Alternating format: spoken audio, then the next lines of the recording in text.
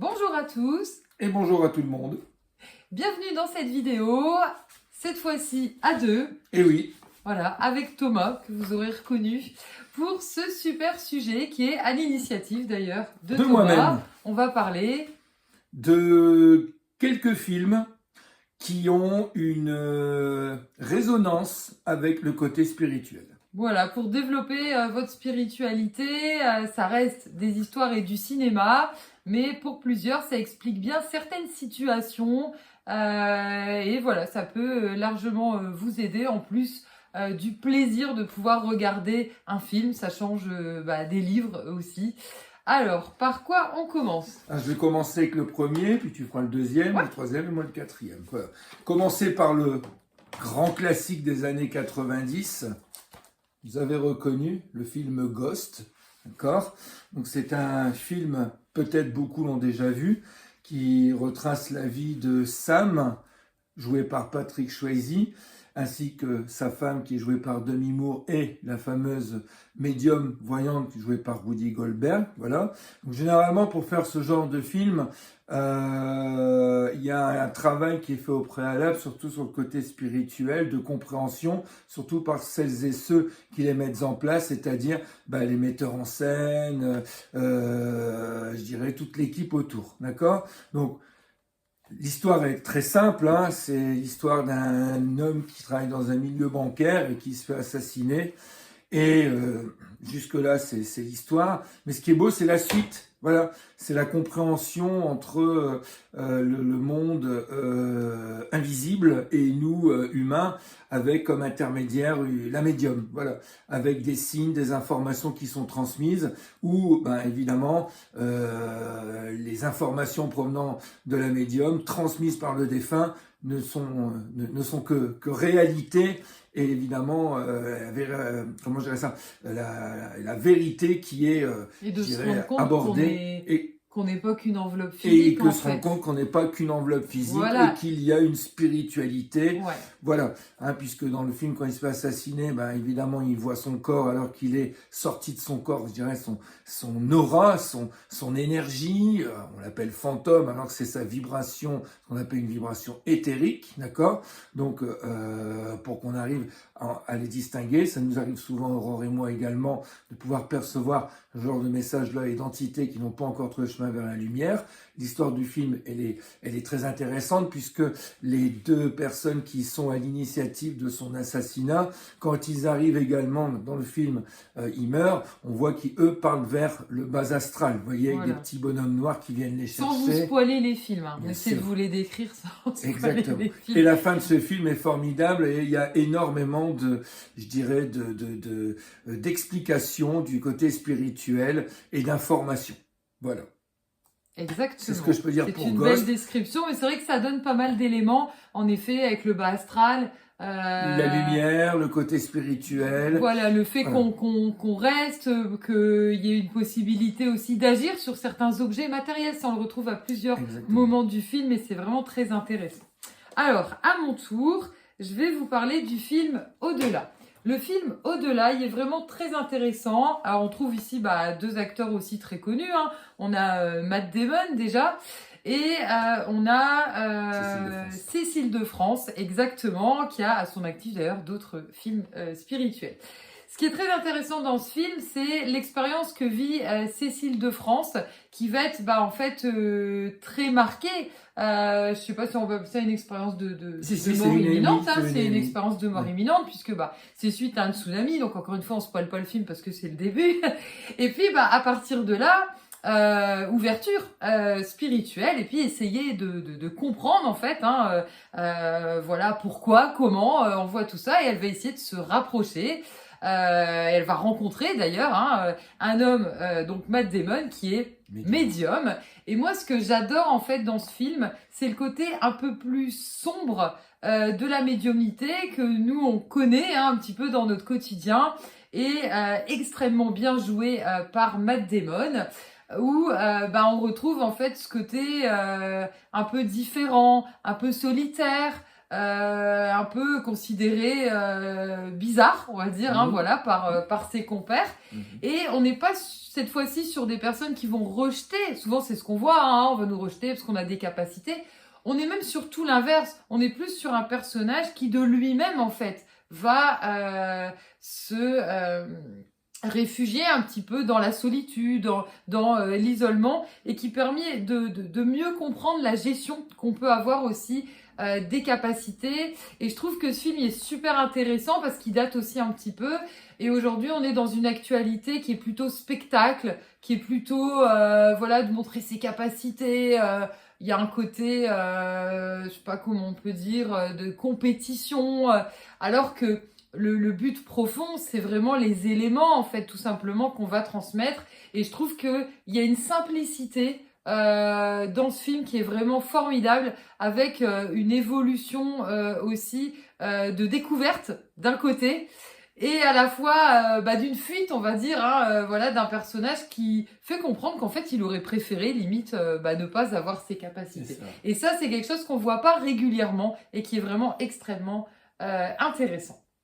Voilà, je sais pas si tu as quelque chose à ajouter. Non, je vous invite à le voir, évidemment. Oui, et puis qui parle des expériences de mort imminente, c'est vrai que c'est pas courant non plus, donc ça c'est assez sympathique. C'est de vous parler des films, je dirais, cohérents, parce que dans l'univers du moins de l'au-delà, vous pouvez voir, on va pas vous parler de Paranormal Activity, des films où c'est gore, etc. Ouais. Mais ça reste dans ce côté spectacle, ce que j'expliquais. Là, le but, c'est vraiment de comprendre. Et nous, on est attaché à ça, en fait, à l'humain, au message, à la compréhension, à la sagesse aussi qu'on en retire. Hein. Le but, c'est se dire d'un élément, entre guillemets, négatif, d'un karma, hein, suite à un accident, suite à une maladie, suite... tout ce qu'on peut en fait vivre et développer, et qui va accompagner notre spiritualité. Et pour beaucoup, je sais que parfois vous vous sentez seul, différent par rapport à votre entourage. Et puis ces films-là, ils aident à mieux se comprendre soi. Moi, je trouve que la spiritualité, c'est ça en fait. C'est vraiment un travail intérieur. On parle de développement personnel beaucoup, mais il y a le développement spirituel, et c'est vraiment mieux se connaître pour pouvoir avancer et faire évoluer notre âme, peu importe si à côté ou autour de nous on nous comprend, on nous soutient, on s'en fiche complètement. Le but, c'est vraiment de pouvoir évoluer. Le troisième film qu'on voulait vous présenter, c'est un film également qui remonte dans les années 90. C'est Au-delà de nos rêves, avec le formidable Robin Williams, d'accord ? C'est un film qu'on a vu avec Aurore également. C'est très intéressant parce que, évidemment, l'acteur principal est décédé. Il doit retrouver un de ses enfants qui est de l'autre côté. Et on voit les étapes. On voit les étapes de l'autre côté, le sombre, le côté lumineux, des paysages formidables que nous décrivent souvent les personnes qui font des expériences de mort imminente, que quand ils reviennent, nous décrivent un monde formidable. Voilà. Et donc, dans ce film, on voit tout ça. Voilà. Et puis, c'est tellement bien joué que franchement, je peux pas vous expliquer l'histoire, surtout si vous ne l'avez pas vu, mais c'est plus les décors sont formidables. Voilà, dans le monde spirituel, évidemment, c'est pour ça que c'est au-delà de nos rêves. Voilà, c'est au-delà de toute espérance. Qu'est-ce qu'on peut y trouver, qu'est-ce qu'on peut y voir, et le scénario est formidable. Donc le film Au-delà de nos rêves avec Robin Williams, je vous le remontre. Voilà.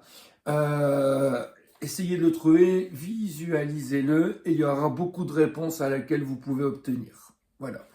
Si je peux me permettre, il me semble dedans qu'on parle notamment de la notion affective. C'est quelque chose qui revient assez régulièrement. Savoir si de l'autre côté on se retrouve, si en fonction des différents plans, on peut retrouver, alors j'aime pas dire exiger, mais est-ce qu'on peut atteindre une certaine personne qui est décédée avant nous? Et je trouve qu'il y a beaucoup de réponses. Dedans, de mémoire, il y avait ça, le fait, est-ce que je vais être obligée d'aller dans le sombre s'il y a quelqu'un que j'ai connu qui est parti dans le sombre? Voilà, il y a vraiment pas mal d'éléments par rapport à ça. Et le dernier, c'est un gros coup de cœur. Et le dernier, c'est un gros coup de cœur qu'on vient en fait de tout juste visionner. Donc là, pour le coup, c'est très frais. Revu. Voilà, c'est Thomas qui me l'a fait découvrir. Toujours avec un acteur très connu. On retrouve Kevin Costner dans le film Apparition. Et ce qui est vraiment très très intéressant dans ce film, c'est la notion en fait de médiumnité qui passe par des personnes dont c'est pas une activité déjà courante, parce que là on est dans un secteur plutôt médical, donc plutôt scientifique, fermé, où tout est calculé, tout est mesuré, tout est rationnel, hein, on va le dire dans ce sens-là. Tout à fait. Et puis on va avoir affaire à des enfants malades qui vont, mourants, qui ont fait des expériences d'ailleurs de mort imminente, j'y pense, mais du coup ça fait le deuxième film qui parle d'expériences de mort imminente.